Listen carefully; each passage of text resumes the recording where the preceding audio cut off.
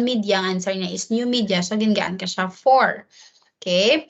And then, may ara man dito nga wala explanation, so may 2 points or 3 points. Depende sa explanation and sa answer. So, pero kung layo gid yung answer sa example, broadcast media, ang imo answer is print media, then, syempre, wala gid ta score. 0 gid ang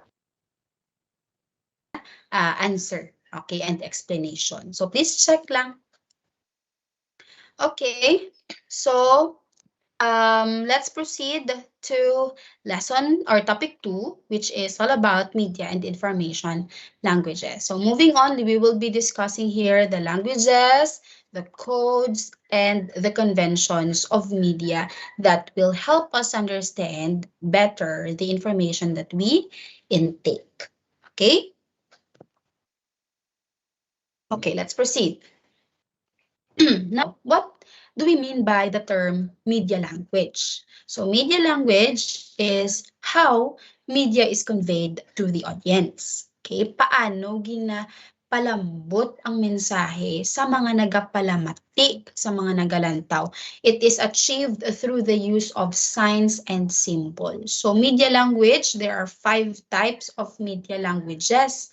Okay, visual, oral, written, verbal, and non-verbal languages. So kung makita niyo kung kaysa sa mga TV commercials bala, ara ang mga actress sa stage, or ang mga actress sa area kung sa diin ginabutangan sila lighting, ginabutangan sila gatubang ang camera sa ila. Okay? May ara nga mga ara sa behind the scenes. Okay, ara sa mga behind sang stage, mga producers, mga directors, okay, mga writers, no? May mga languages na sila. Okay, either verbal or non-verbal, visual, oral, or written man nga mga languages. Okay, so so that mapalambot ang mensahe sa mga audiences sa television or sa radio man na or sa kung sa diin nga type of media nga naayon sa ila goal, sa ila nga aim. Okay? So, media language, okay, we are going to discuss now visual language first. So again, we will be dealing with languages, codes, and conventions. So first, ang ato ni topic is language lang anay. So, the first one is visual language. Here, in our example, we have magazine. So, magazine is an example of print media, right? Now, visual language. Okay, magsiling kita visual, ano gani? Okay, you're using the sense of sight, right? Your sense of sight, your eyes. Now, since it's print medium, okay, it's a magazine, then how could we apply visual language in a magazine? Paano ga-convey si Time Magazine sang mensahe niya nga iniho ang ara sa image? Ano kuno siling dira? Be worried. Be very worried. Okay. So, by reading this one, automatically, anong ma-register dayon sa imo?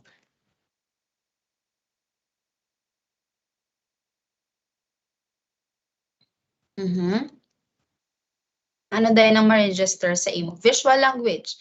This magazine makes use of what? What colors can you find in this image sa Time Magazine? What colors? Red, yellow, kag white, miss. Yellow and white. So may mga meaning na ha, even ang mga colors lang. Okay, so example, no, like the red ones, the very bright red accents, just like the word very and time. And napalibutan siya sang red man nga accent here sa kilid. So it emphasizes somehow what? What? Okay. Warning. Yes. Yes, what else? Yes, again, dear, again, I cannot, Warning, I miss. didn't, okay, very good, warning, or danger, or alertness. Okay, so ginapabalo kita nga, uy, very dapat mangin worried na kita, no, kay amo na ning kakatabo, subong may global warming na kaluluoy sa aton mga kasapatan, amo ni ang to. Okay, so it emphasizes danger, it emphasizes alertness and warning. So even sa pagbasa mo lang sinaha, hagpaglantaw sa mga naka-emphasize nga mga red colored nga mga texts, then may visual language na nga gingamit. Okay, so visual language na nga gingamit. So that's it. Another one is, okay, so again, that red bright accent, so those red bright accents give weight to the information. Okay, next, another one is written language. For the written language naman, for example, the phrase, a poverty, a punishment for a crime you didn't commit. Okay, so this gives emphasis and weight to the information, the way the sentence is being phrased. Okay, kung example, ang phrase is, poverty is unfair. Somehow do shallow lang ang meaning sang message, right? But if you're going to paraphrase it and put it like this, poverty, colon, a punishment for a crime you didn't commit. Sometimes or commit. Sometimes it gives weight to the information. To medyo gabugat, may meaning behind, may dalong nga meaning behind. So, ang reader would act strongly also, okay? Because it is a strong phrase, okay? It is being emphasized as a strong phrase. So that is written language. Paagi sa pagsulat, paagi sa pag-phrase ang sentence, makahatag ka emphasis kag weight sa information.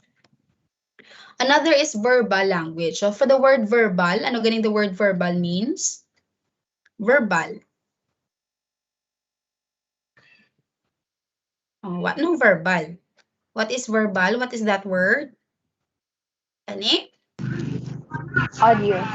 Okay, hambal mismo, gahambal kita, okay, gahambal mismo. So usually mga digital media gid ang aton nga best nga magamit dira nga type of media, no, digital, so broadcasting, so verbal, may verbal language parehas sina. Okay, nga they elected Pia Cayetano, may certificate siya nga nabaton, proclamation, she is a feminist. Okay, and he refused kuno to directly criticize President Rodrigo Duterte's treatment of women. So, verbal language na siya. Silingon, ginahambal directly sa tao. So, this is a live video. Okay, so project kita dira verbal language. So, the social media post takes this advantage of the context by which the information is being stated in. Kung anong ginahambal diri, gina-take advantage sang Rappler nga isulat man ang ilang nga caption. Verbal language. Another is non-verbal language. When we say non-verbal language, silingon kung ang verbal is ginahambal mismo, ginapabalo mismo, then ang non-verbal naman is silent lang, quiet lang. But it already conveys messages. Okay, just like this image right here on your left, it shows how that body language of that man and his gestures can communicate a message. What do you think is that message nga gusto ya i-convey sa aton? What do you think? That man. Okay, ano yan ang posible nga gusto ya ipalambot sa aton? Kagalantaw sa iya nga relo. Yes, Arla. Nang time na, ma'am. Okay, it's already time or posible kadali siya or posible nga may laktan pa siya. Okay? Wala pa natapos iya work or something like that. Okay, so by scratching his head while looking at his watch, it's clear nga those somehow bothered ini nga tao. So that's non-verbal language, no? Pares man abala sugon ka ni mama mo, bakal sa tiyanggi, wala ka man gahambal nga hindi, pero makita sa gesture mo nga daw natamad ka magpatiyanggi. So the parehas man na, no? Non-verbal language. Okay? And then, so the image shows how body language and gestures can communicate a message. So that is for the media languages. Now, let's proceed to media codes. So ano naman yung media codes? Mga bakita codes, these are the signs. These are symbols used in media to communicate ideas to your audience, to their audience, to the producers, and to the stakeholders. So example, there are two categories of media codes. We have here technical and symbolic codes. Magsinig kita technical codes, may equipment nga involved.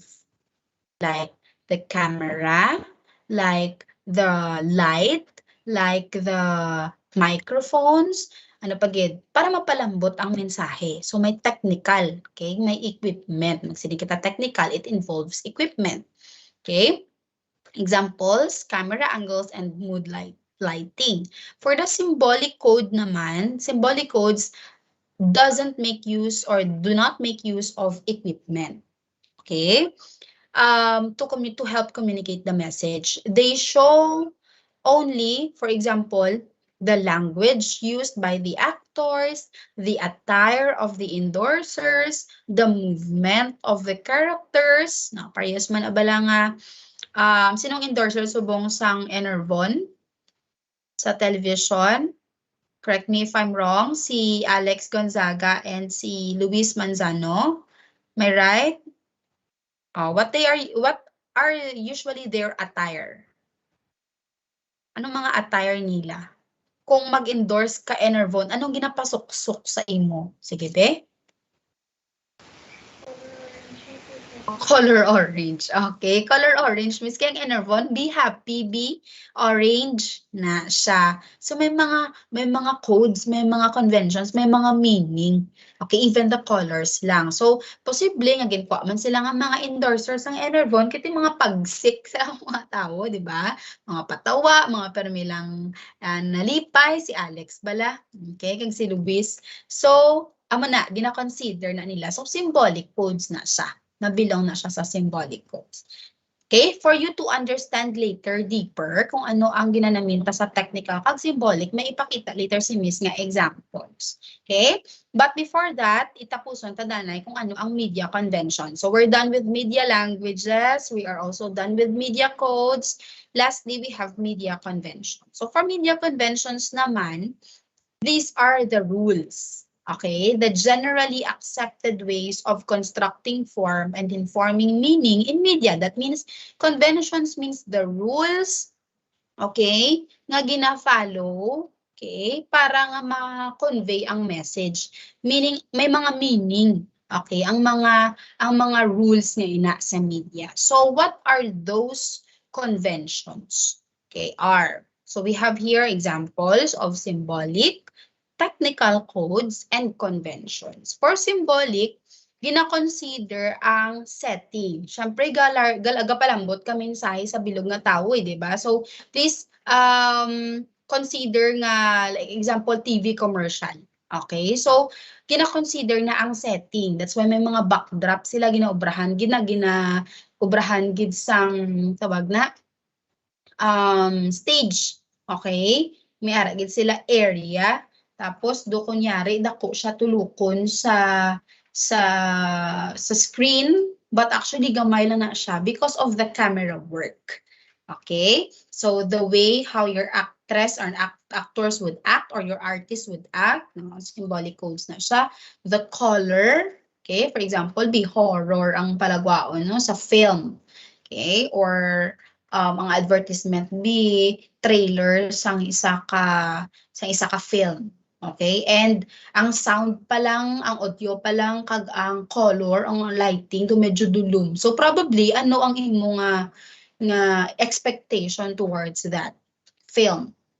Okay? Possibly horror siya, or medyo do ka scary siya nga klase sang film. Okay? Kaya di ba usually pag horror or scary nga film, wala lighting, do medyo dark ang theme.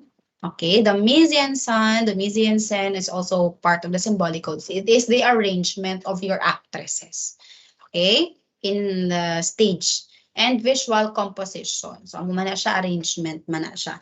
Technical codes naman, it involves the camera work, kaya ang gihos ang camera, ang gatiyog-tiyog, manada ang cameraman, okay? Kay tugod nagahatag na siya sang sang impact man sa nagalantaw. Editing, okay, ang audio, ang lighting, ang sound, kag ang special effects. So bilong na siya sa technical codes kay tungod may mga equipment na diya nga kinahanglan. Okay? So conventions naman, these are the rules or the generally accepted ways. So like story principles, okay, mga script nila, ginalantaw, okay, mga character and story arc, paano nag-twist ang story sa film, okay, or sa mga advertisements, no? Form and structure, cause and effect, the point of view, structure of time, the elements of page layout, the titles and framing of images. So that's it. So these are the symbolic codes and technical codes. They belong to media codes, and this is our convention. These are our conventions, media conventions. Okay, now let's analyze codes and conventions. Let us practice analyzing codes and conventions. So please take a look at this picture. This will be our example, okay, in analyzing codes and conventions. Now, look at the perspective. What is the perspective here? The shot is taken in a perspective view. Right? As you can see, may ginalantaw ng mga artists, ang mga actors and actresses. Because that is to give the audience a feel of what the character is seeing. Okay, what the character is seeing, that there is a perspective view. Look at the focus naman. Okay, the focus. So, where do you think the focus is? Din ang focus ang shot. Ari sa kamot niya, ari sa iya mismo. Okay, sa tsura sang tao nga ina. Okay, ano-ano ni siya nga film how? Ano ni siya nga movie? Are you familiar with this? Avengers, Miss. Yes, Avengers. Paugalan tawagin sa Avengers, correct. So, the focus here is actually on the arrow. Okay, the arrow. It is the immediate danger kuno eh. So the character, so the focus is on the arrow, kid. That's why amo nang pinakalapit sa camera. Ano niyo makita ang arrow, da pasensya, do medyo na crop siya, pero ara da siya guys o sa lapit sa camera gid. Then the lighting. How about the lighting? Okay, there is a bright light over here na lapit sa arrow. Okay, and the focus of that bright light is actually on the arrow kit because it gives emphasis on it. Okay, kaya ba tagani ang arrow na ding focus, so it is the immediate danger. So ang light ara man sa arrow ayon. Finally, the camera angle. If you want to look bigger and more intimidating, where would you likely will you place your camera? Diin mo buibot ang imo camera kung gusto mo nga do kadako sa imo tulokon kag intimidating katulokon. There are factors they are factors para nga amo na no para ma-convey ang mensahe. So, usually your camera is tilted low. Okay, just like this one, do medyo nagatanga jud ang camera to make characters in the story look bigger and more intimidating. Okay, so that is how we analyze codes and conventions sa mga types of media. Pero hindi lang sa film ha, may ara man kita sa mga print medium kag sa outdoor man. Okay, so that is how we analyze it. We're done with media information and languages. Okay, media languages and information. So I hope you understand this, how you analyze codes and conventions and the meaning of symbolic and technical codes, and of course the rules, mga accepted ways sa pag-create or pag-convey sa mensahe sa different types of media. Now let's proceed to number 3 topic, which is the sources of information. Since we are dealing with sharing information worldwide, sharing information to large audiences, okay, we have to secure citing information first. Okay, if it's not your idea, if it's coming from another author, makita na karon kung i-post mo na dira or i-broadcast mo na dira sa digital media or sa television man. Okay? So kinanglan to avoid what is that case or what is that violation if you are taking another person's idea and claiming it as your own? What is that violation? Anong gina-violate mo nga rule? Plagiarism yan. Yes, plagiarism. Very good. So, you have to cite sources. Okay? That's how important sources is sa media. Okay? Damo tao makakita, damo tao makabalo. First na bala sa isa ka election to that time. I no, it's not an election. I think it's Soto. No, it's not Vic Soto, but ang magulang niya bala. Okay, sa Senate. Nalipat ko. Tito Soto, I think.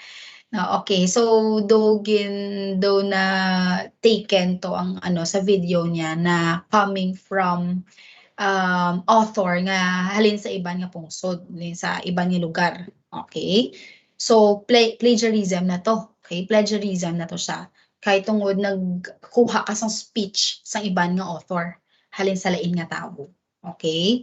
Why not create your own? Okay? Be creative. So when it comes to sharing information sa media, kinanglan kung imo lang na information, pwede kaya nga wala na credits coming from, of course, ti imo man na mo, pwede ka nakabutang or not, okay? Basta coming from you. But if it's an intellect or coming from other people's ideas, it's their intellectual property, may right sila nga mag-accuse sa imo sang plagiarism nga ina if mabalaan nila nga gingamit mo and gin-claim mo nga imo. Okay, so bugat na siya nga case. So it's not just unethical. Plagiarism is not just unethical. It's not just a violation, but it's also a legal crime. Okay, intellectual property rights. Mayara kita na ginatawag. So, kinanglan gid sang sources of it. Kita nyo sa mga balita, kaisa, mayara ginaya at the end of the for example, magpabati sila sa audio content sang isa ka sikat famous personality or artista, for example. May quote and quote ginaya. Okay, sa dabal sa una, quote and quote. Gamo gina si Boy Abunda. Kay tungod syempre, delikado na niya, no? Plagiarism ang ginatawa.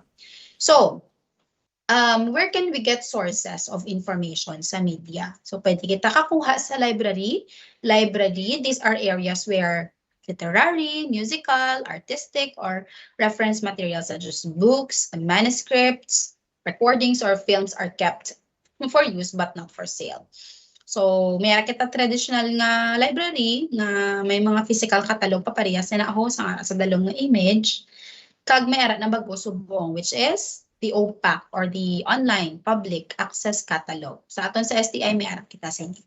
Okay, so sa OPAC system, pwede kita dira ka-search sang mga literatures, sang mga journals, okay, articles, nga directly may mga sources na, kag citations na. So hapos na lang. Okay, so this is an example of an OPAC system.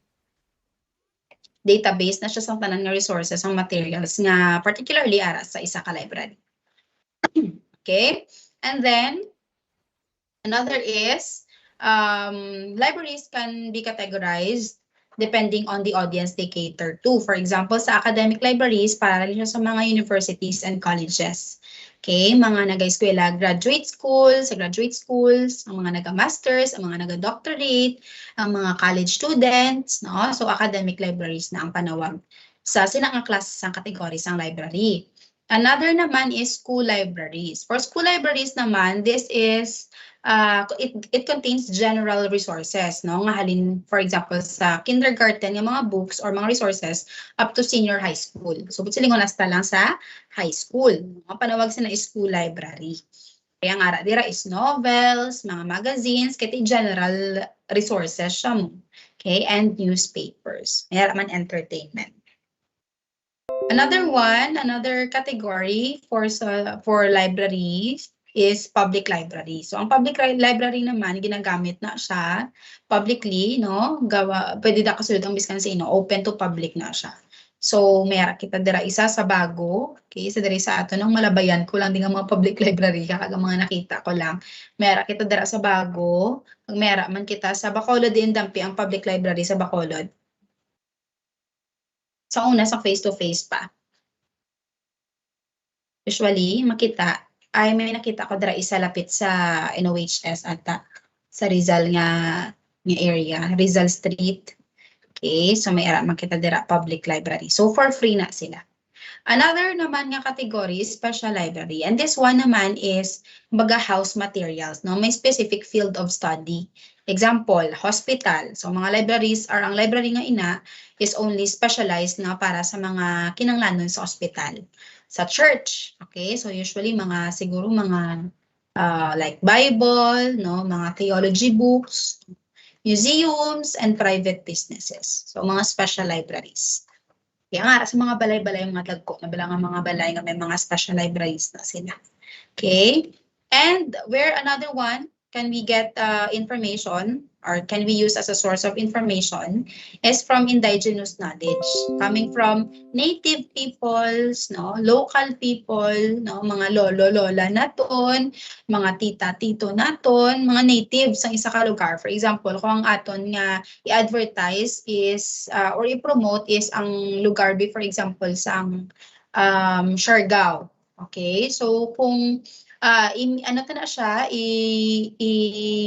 i-film ta na siya. For example, for sabi kay Jessica Soho, i-film niya na. Ang mga mapamangkutan niya is usually mga halin sa natives, mga local, mga gastad sa sila nga area. So, pwede natin sila ma-cite bilang mga sources of information. And lastly is, we can get information through internet and mass media. So, sources, big source of information, ginaya, kay wide range of information, ang ma-access naton diri. Okay? Diverse nga mga information, kaya worldwide siya. However, due to the abundance of producers and assessors of information, hindi tanan nga information sa internet gani accurate, true, and relevant. Okay, so we have three sources of information. We have from the library, we have from indigenous knowledge, like natives and local people, and the internet, okay, and mass media. So these are our sources of information. Kagdri lang si Miss Ma-end sa iya nga, sa akon nga discussion. So I hope may na gain lang sa aton nga discussion for today. Okay? Yes, may natanan man somehow. Wala ka mo daga tulog-tulog. Okay, now, so it's time for us. Thank you so much for announcement of the ILS. So wala ko pa sana show sa inyong ELMS because I wanted it to come from me, gidanay, before ko siya i-send sa inyo sa ELMS, ang instruction. So I want you to, wait lang ha, let me close the screen, Anay. Kay ipakita kong instruction from the ELMS. Nadula na da sa inyo ang screen, guys. I-alert nyo ko da, be. Ara na. Nadula na. Okay.